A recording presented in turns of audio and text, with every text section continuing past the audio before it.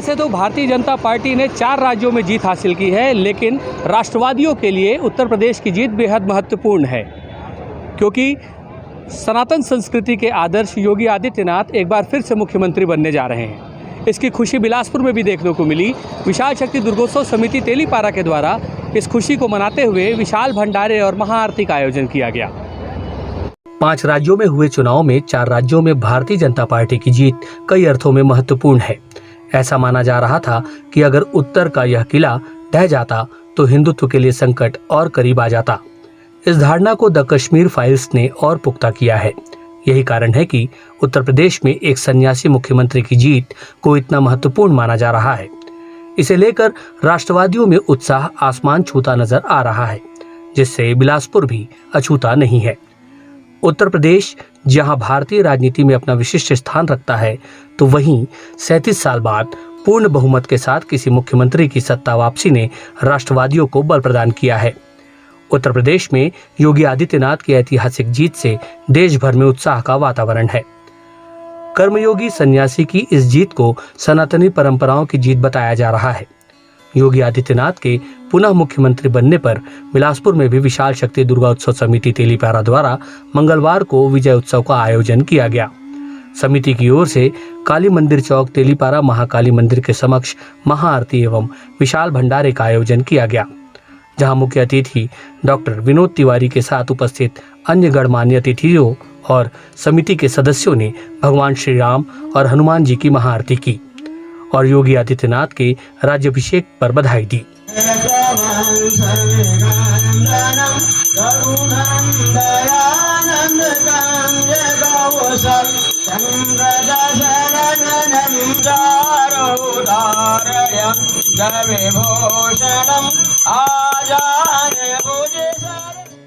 इस अवसर पर यहाँ विशाल भंडारे का आयोजन किया गया।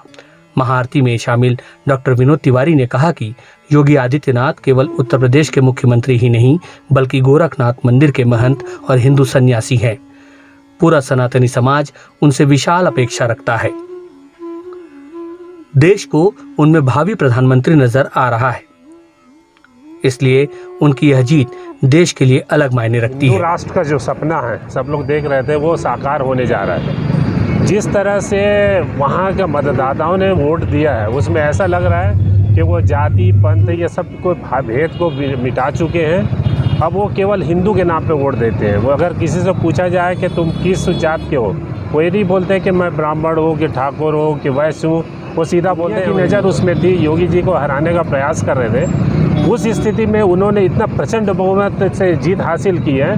अगर विदेशी हाथ नहीं रहता, विदेशी धन नहीं आता और ये जितने भी विरोधी है एकजुट नहीं होते, तो हो सकता था ये 403 में से 400 वोट सीट ला सकते थे। अगर है राष्ट्रीयता की बात करेगा, हिंदू धर्म की बात करेगा, वही भारत पे राज करेगा।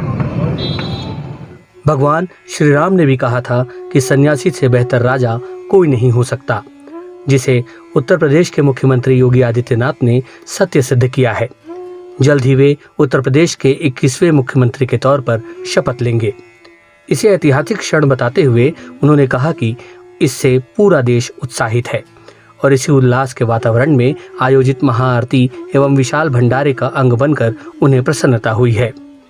योगी आदित्यनाथ की जीत से राष्ट्रवादियों में उत्साह का संचार हुआ है। बाबा जो हैं बुलडोजर वाले बाबा के नाम से भी जाने जाते हैं। हिंदुत्व को एकजुटता एक धागे में बांध दिए हैं।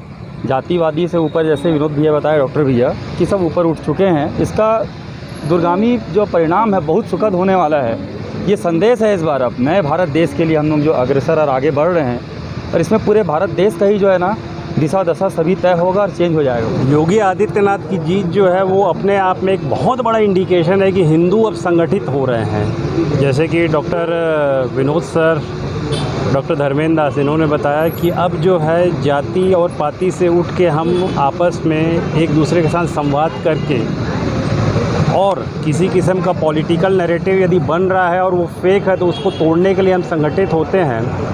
तो हिंदुओं का संगठन आपस में इकट्ठा होना ये एक शुभ संकेत है।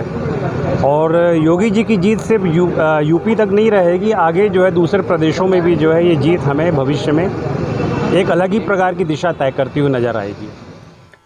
देर शाम तक यहाँ भंडारे में पहुंचकर सभी ने पूरी सब्जी और प्रसाद ग्रहण किया। एस भारत न्यूज से प्रवीर भट्टाचार्य की रिपोर्ट।